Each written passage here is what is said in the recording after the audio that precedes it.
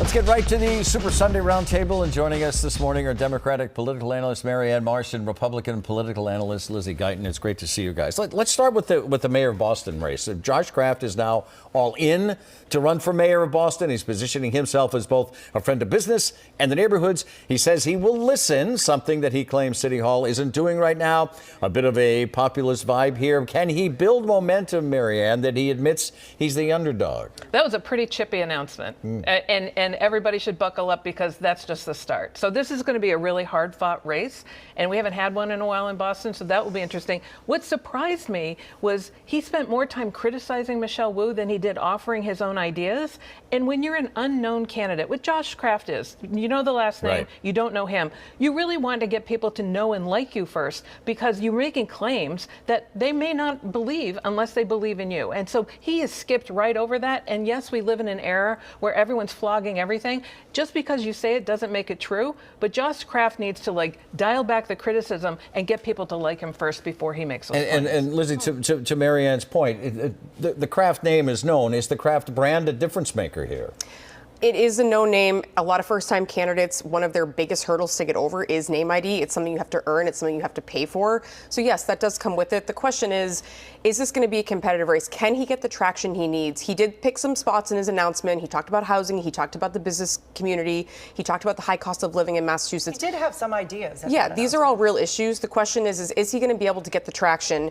Running against an incumbent is always difficult. Massachusetts last cycle was home to some of the most uncompetitive races in the country. So seeing this is good, seeing competition, forcing transparency and accountability for Wu will be important. Well, Mayor Wu responded to Kraft's announcement by pointing out that her opponent has never once voted for mayor or city council in Boston. Not exactly gloves off, but a dig nonetheless. As the incumbent, she's running on a record. Will voters focus more on her wins or her losses? What do you think, Lizzie? I think that remains to be seen. I mean, at this point, she shouldn't take the gloves off. She should not be giving him a lot of airtime at all because she'll just be giving him more attention. She should be focused on being in office. She can govern and work on things that will benefit her campaign all at the same time and has a big microphone. So he's just going to have to find opportunities to get in there, to take her on certain issues and see if he can get that traction and then actually get the public support from some of these key constituencies in Boston. And Marianne, she's being called to Washington to testify before the GOP oversight panel on so-called sanctuary cities. Do you think this will sort of put her on the defensive, or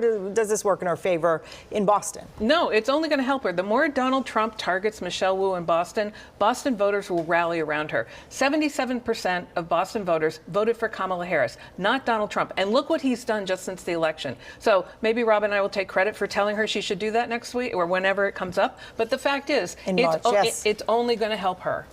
Let's talk about the roller coaster of a week with the Trump administration. The president is delivering on campaign promises, including dealing with what he calls government waste. And he also said that the U.S. would take control of the Gaza Strip and redevelop it. What did he say? The Riviera of the Mediterranean. The White House tried to walk that back.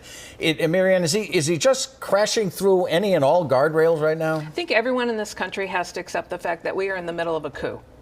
Period. Full stop.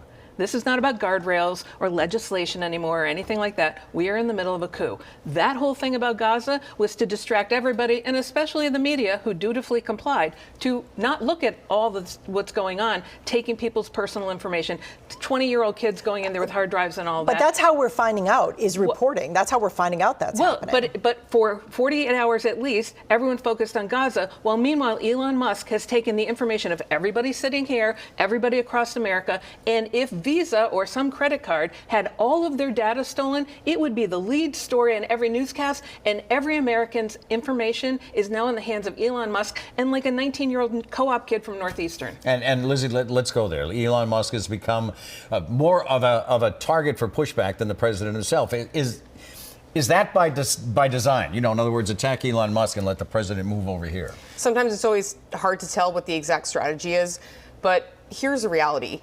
76% of Americans do not trust Congress. They're fed up with what they're seeing in Washington. And right now, regardless of the way it's being executed, what we are seeing is a disruption. We are seeing a change. And this is what the American people called for. And a lot of that accountability can be traced back to the failed policies of the Biden administration for why we got here. So yes, we're going to see a lot of chaos. This is part of Trump's brand. But this is what the American people were asking for. They were asking for change. But not one vote was cast for Elon Musk by any American.